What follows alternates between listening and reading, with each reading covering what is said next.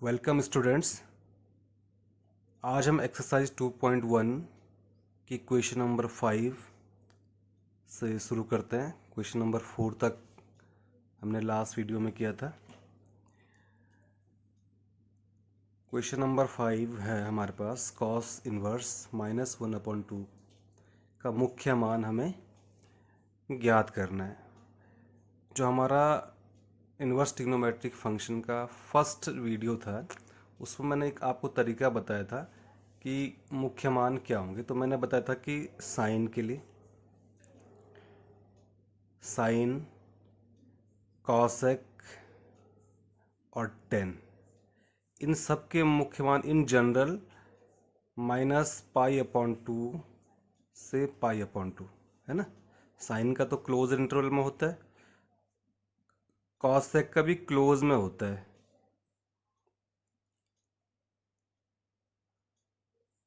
Minus इसमें से हम क्या कर लेते हैं, 0 को कर हटा देते हैं। और 10 के लिए ये ओपन इंटरवल होता है -π/2 से π/2, मतलब ये शामिल नहीं होंगे लेकिन इनके बीच के सारे रियल नंबर शामिल होंगे इसमें। ठीक है। तो और कॉस, ये तो थे साइन, कॉसेक और टेन। और दूसरा मैंने बताया था कि कॉस, सेक और कॉट, तीनों ही में क्या होगा, 0 to π होगा। सेक वाले में -π/2 हो जाएगा और यहाँ पर ओपन इंटरवल होगा 0 to π।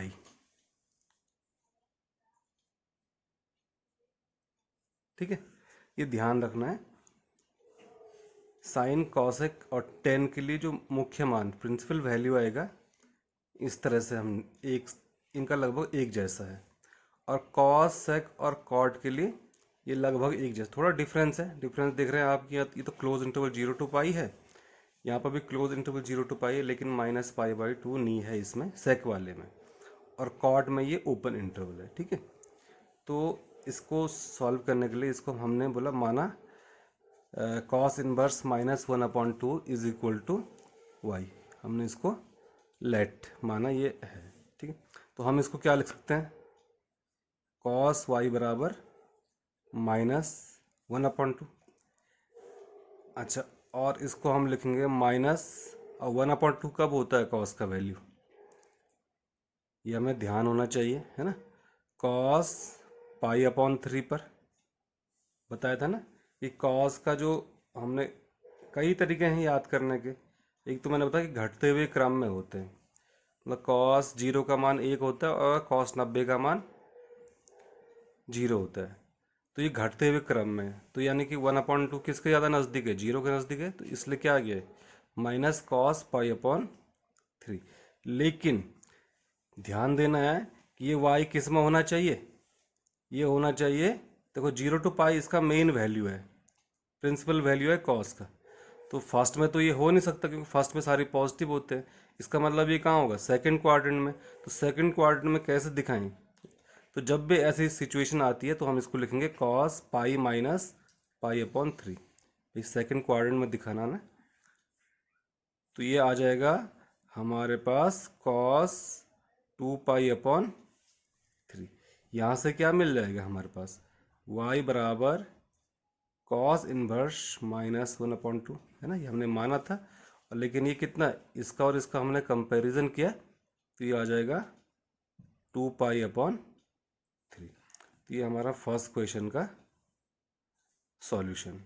ठीक है, नेक्स्ट क्वेश्चन देखते हैं, क्वेश्चन नंबर 6। थोड़ा हम जल्दी में चलेंगे क्योंकि हम चाहते हैं कि आज इसको कवर कर लें सारे क्वेश्चन इसके।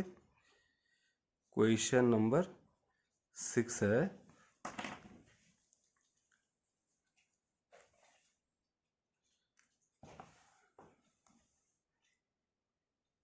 Tan inverse -1। ठीक है, तो ये माना किसके बराबर है, y के बराबर। तो ये हो जाएगा 10y बराबर -1, और -1 कब होता है, π/4 पे, भाई ये तो हमें ट्रिग्नोमेट्रिक वैल्यूज़ तो हमें ध्यान रखनी पड़ेगी, याद करनी पड़ेगी। तो ये पाई अपॉन 4। लेकिन अब इसका जो प्रिंसिपल वैल्यू होता है, प्रिंसिपल जो वैल्यू होता है 10 का, मैंने अभी अभी बताया था कि साइन कॉसेक और 10 है ना, आप देख सकते हैं। अभी अभी मैंने पहले भी मैंने इसको ढंग से समझाया था, जो हमारा फर्स्ट वीडियो था इसमें, और फिर से बता रहा हूँ कि 10 का क्या होता है, open interval minus pi upon 2 से और पाई अपॉन 2 तक। तो ये इसका मतलब ये कहाँ पर आएगा, ये आएगा फोर्थ क्वाड्रेंट में। तो फोर्थ क्वाड्रेंट में कैसे दिखा सकते हैं हम इसको, हम लिखेंगे 10 minus pi upon 4। Minus pi upon 4 किस में आएगा, फोर्थ क्वाड्रेंट में आएगा, है ना। तो यहाँ से y बराबर क्या आ जाएगा, माइनस पाई अपॉन 4। तो ये भी ये सारे हमने इन पे चर्चा की है। मैंने बताया भी है कि सिंस क्या होता है, 10 माइनस थीटा इजकल टू क्या होता है, माइनस 10 थीटा। मैंने बताया था ना आपको, हॉरिजेंटल वर्टिकल मतलब क्षैतिज और ऊर्ध्वाधर। तो क्षैतिज में क्या हो रहा है, क्योंकि ये क्षैतिज में आएगा ना, हॉरिजेंटल में आएगा, मैंने बोला था कि नो चेंज, कोई चेंज नहीं होगा, तो यहाँ पर कोई चेंज नहीं है। 10 minus theta minus 10 theta, symbol तो अकॉर्डिंगली आएंगे, उसके लिए भी मैंने आपको बताया था। ऑल स्वीट्स है ना, टॉफ़ी केक करके एक ट्रिक बताई थी कि पहले वाले जो आपका क्वाड्रेंट है उसमें सारे पॉजिटिव, ऑल पॉजिटिव है, सेकंड में स्वीट्स यानी कि साइन पॉजिटिव, थर्ड में टॉफ़ी यानी कि 10 पॉजिटिव, और फोर्थ में केक यानी कि कॉस पॉजिटिव। आप उससे भी ध्यान रख सकते हैं, ठीक है। तो अब यहाँ पर हमारा निकल गया y इजकल टू कितना निकल गया, माइनस पाई अपॉन 4, और 10 इनवर्स, और y किसके बराबर माना था हमने, 10 इनवर्स माइनस 1 के बराबर। तो यहाँ से क्या आ जाएगा, इसलिए 10 इनवर्स माइनस 1 का जो मुख्य मान है, प्रिंसिपल वैल्यू, वो हमारे पास कितना आ जाएगा, माइनस पाई अपॉन 4। ये हमारा आंसर हो जाएगा। क्वेश्चन नंबर 7 पे,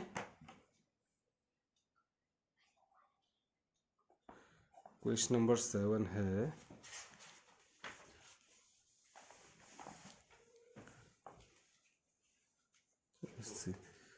सेक इनवर्स 2 अपॉन रूट 3। ठीक है, इसको हमने फिर वही जो हम, ये क्वेश्चन बड़ा इजी है, एग्जाम में आएगा भी तो 1 या 2 नंबर में आएगा, आता भी है ये 1 या 2 नंबर से यहाँ पर से आएगा। तो ये y, इसको हमने माना ये y के बराबर ले लिया है, ठीक है। और ये क्या हो जाएगा, ये हो जाएगा फिर यहाँ से sec y is equal to 2 upon root 3। और सेक की वैल्यू हमने कहा था कि क्या होगा, 0 to pi, close interval 0 to pi, है ना, जिसमें से माइनस पाई अपॉन 2 एक्सक्लूड हो जाएगा, मतलब हटा देंगे उसमें। तो 2 अपॉन रूट 3 ध्यान देंगे कहाँ पर होता है, 0 टू पाई के बीच में, फर्स्ट क्वाड्रेंट में है तो पॉजिटिव है। तो फर्स्ट क्वाड्रेंट में 2 अपॉन रूट 3 कैसे, भाई मैंने, आप एक चीज़ और है, अगर आपको सेक का ध्यान नहीं तो आपका कॉस का तो ध्यान होगा ना। कॉस रूट 3 अपॉन 2 कहाँ पर होता है, पाई अपॉन 6 पे होता है। तो ये उसका अपोजिट है, तो ये क्या हो जाएगा, ये भी पाई अपॉन 6 आ जाएगा, यानी कि सेक पाई अपॉन 6, है ना। क्यों, यहाँ पर लिख भी दीजिए, आप लिखना चाहिए हमेशा, क्योंकि है ना, सेक की, सेक का मुख्य मान कहाँ पर होता है, मुख्य मान 0 टू पाई माइनस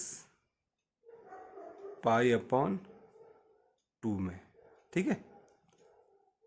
इसलिए ये पाई अपॉन 6 आ गया है। तो यहाँ से क्या आ जाएगा, y बराबर पाई अपॉन 6, इसलिए हम इसको लिख सकते हैं therefore sec inverse 2 upon root 3 का मुख्य मान पाई अपॉन 6 है, ठीक है। यह आपका आंसर हो जाएगा। क्वेश्चन नंबर 8 देखते हैं।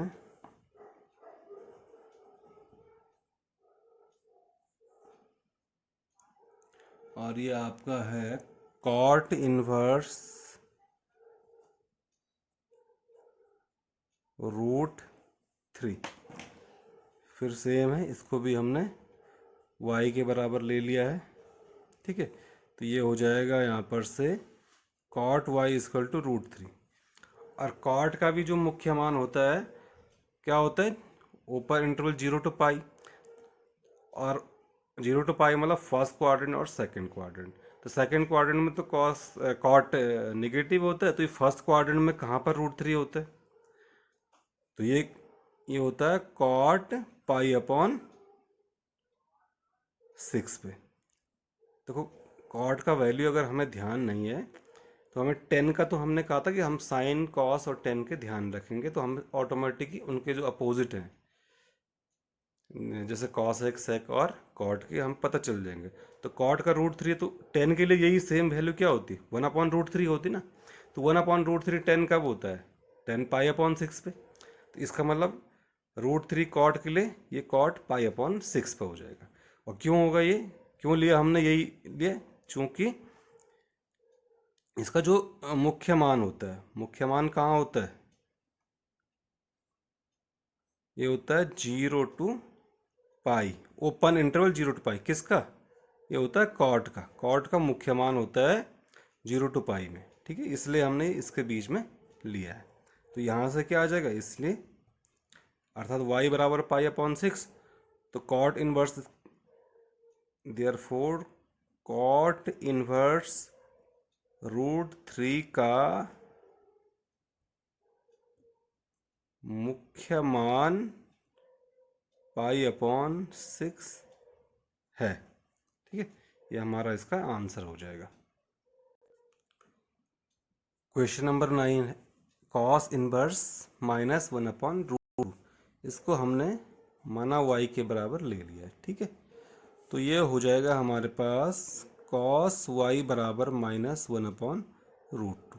अब कॉस का जो मुख्य मान होता है वो होता है क्लोज इंटरवल 0 to π में।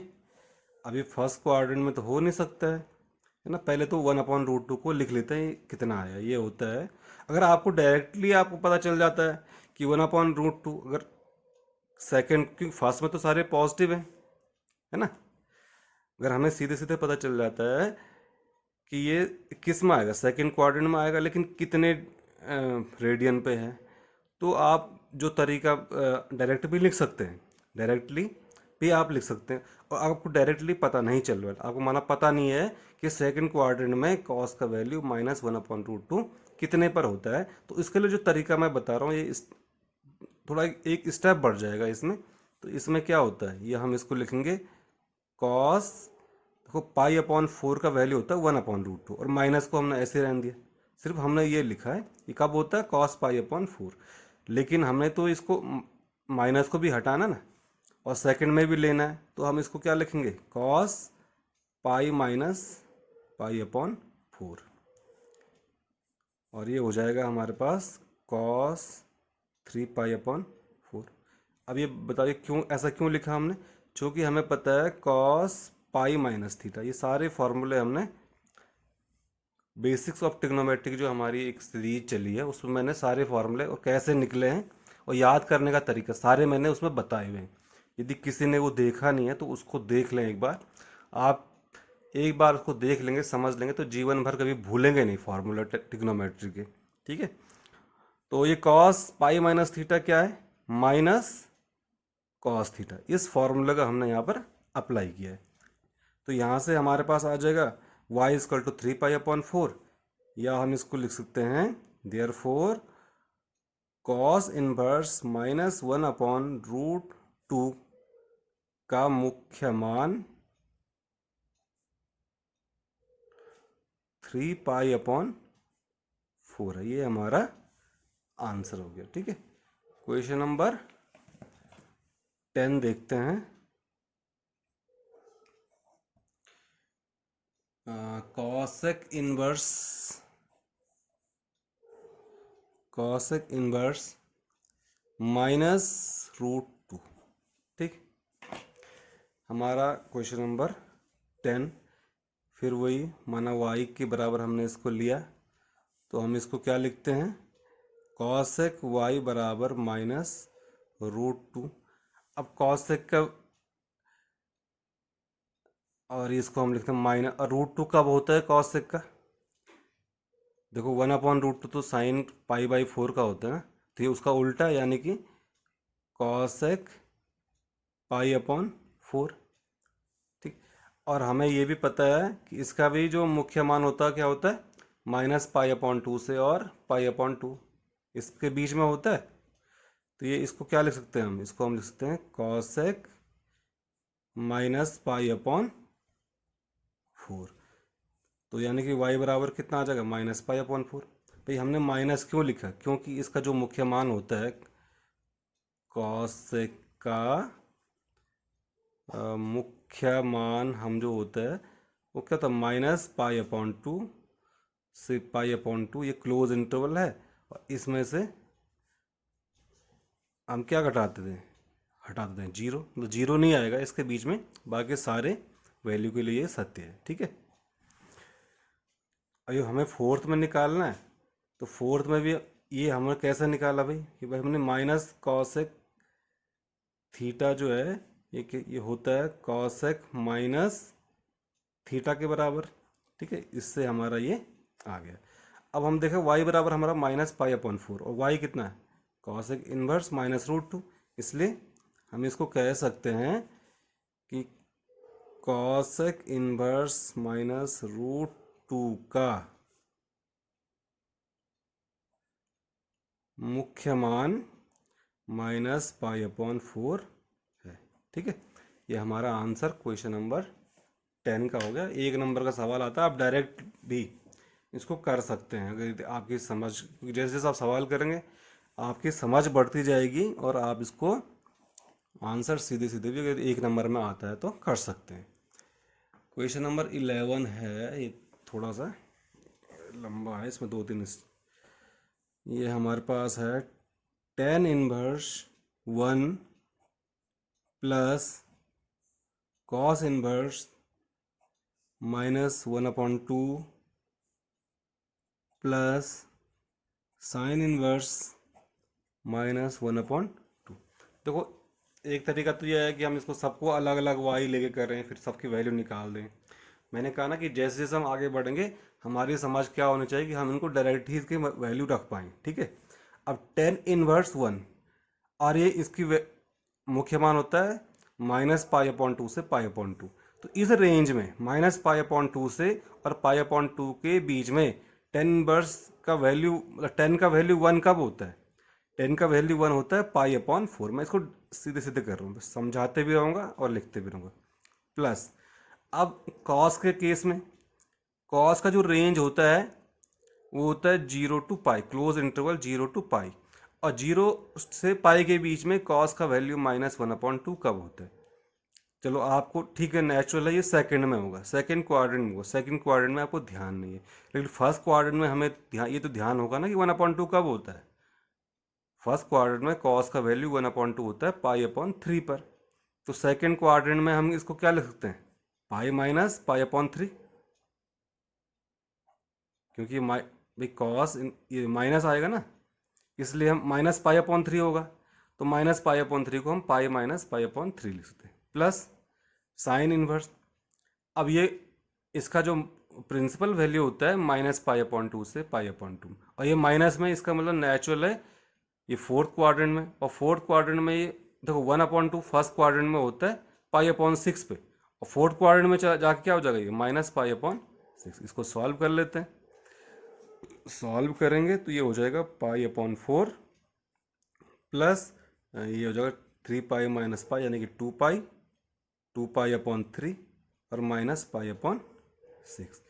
इसको करते हैं एलसीएम, इसका आ जाएगा 12, और 4 3 जा 3π प्लस 2π × 4 यानी कि 8π, और यहाँ पर 6 2 जा यानी कि 2π। ठीक है। 8 3 11 माइनस 2 कितना हो गया 9। ये हो जाएगा आपका 9 पाई अपॉन 12। इसको 3 कॉमन है दोनों में, 3 पाई अपॉन 4 ये हमारा आंसर है। ये आपका इसका आंसर आ जाएगा क्वेश्चन नंबर 11 का। क्वेश्चन नंबर 12 देखते हैं।